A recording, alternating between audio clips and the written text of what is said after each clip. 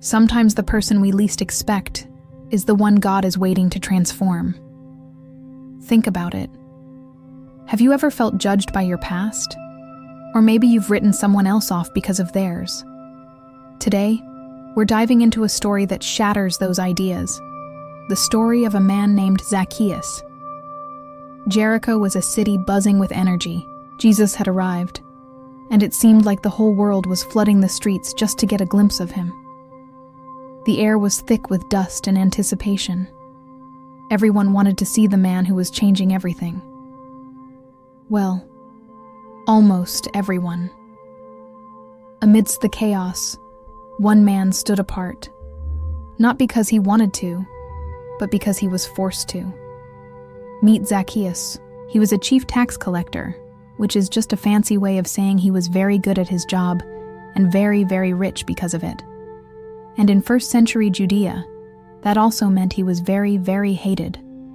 To his own people, he wasn't just a businessman.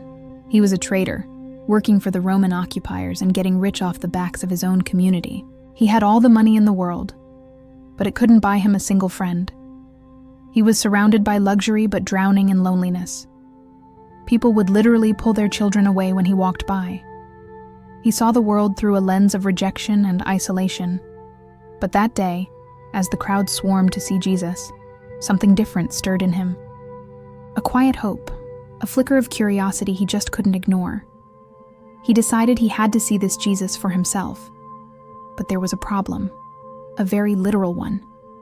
Zacchaeus was, well, short. He pushed and shoved, trying to find a gap in the wall of people, but they just pushed him right back. He could hear their whispers, feel their glares. Not you.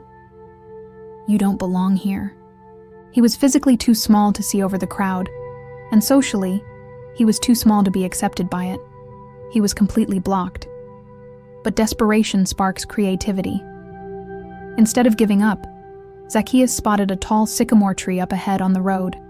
Without a second thought for his reputation or his expensive clothes, he did something completely undignified for a man of his status.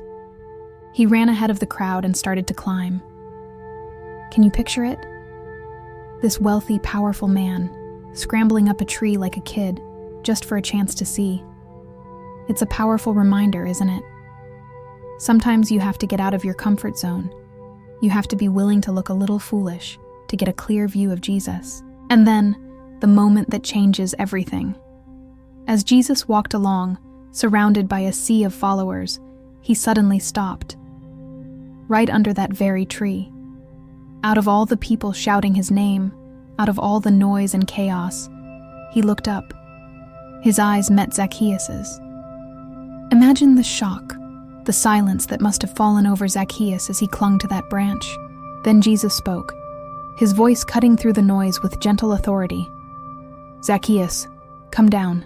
I'm coming to your house today." The crowd gasped. Jesus didn't just see him, he knew his name. He didn't just acknowledge him, he invited himself over. Jesus didn't pick a respected elder or a righteous leader. He picked the outcast in the tree. The crowd immediately started grumbling. "He's going to be the guest of a sinner," they muttered. They saw a man who deserved judgment, not an invitation. They wanted justice for his crimes, but Jesus saw something else. He saw a man whose heart was ready for change. While the crowd was busy judging Zacchaeus' past, Jesus was busy investing in his future. Without a moment's hesitation, Zacchaeus scrambled down that tree. The man who had been hiding in the branches was now walking beside Jesus, a genuine, joyful smile spreading across his face for what was likely the first time in years. In that single moment of being seen, of being chosen, he felt a love and acceptance that all his money could never buy. He felt valued. Once they arrived at his house, the atmosphere shifted. What was once a cold, empty mansion filled with riches now felt warm, filled with the presence of grace. Sitting with Jesus, Zacchaeus was overwhelmed. The piles of gold and silver he had dedicated his life to collecting suddenly lost their power over him. In that moment of true connection, his heart broke open. With tears in his eyes, he stood up and declared, "Lord, look, I will give half of everything I own to the poor, and if I have cheated anyone, I will pay them back 4 times the amount."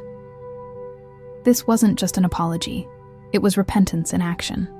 He wasn't just saying sorry, he was making it right, and then some. Jesus smiled at him. This was the moment he had been waiting for. He said, "Today, salvation has come to this house, for the Son of Man came to seek and save the lost." Jesus wasn't looking for perfect people who had it all together. He was, and still is, looking for lost people with willing hearts. The story of Zacchaeus is a powerful message for all of us. No one is too far gone. No mistake is too big. No past is too messy for God's grace. He can transform anyone, even, and especially, the person that everyone else has given up on. So the next time you feel defined by your mistakes, or the next time you're tempted to judge someone else for theirs, remember the rich man who climbed a tree and found a whole new life. Thanks so much for watching with us today. If this story resonated with you, please hit that like button and subscribe for more content that explores faith in our modern world. We'll see you in the next one.